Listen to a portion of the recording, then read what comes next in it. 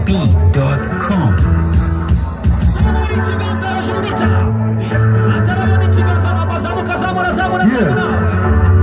YegoB.com.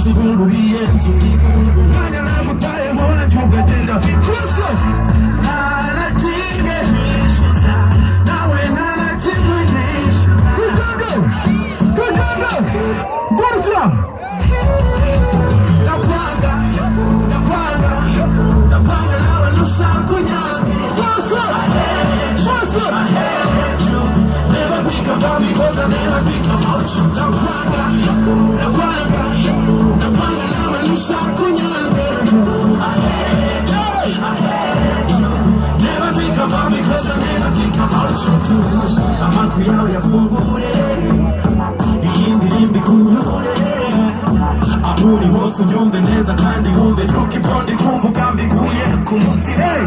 Ntitwavuye gusa, ibintu dukora gusa, umusonga unteye intimba unteye kandi ugiye bibuka yuko banaziriye ishabuku. Ndashaka amajwi yanyu.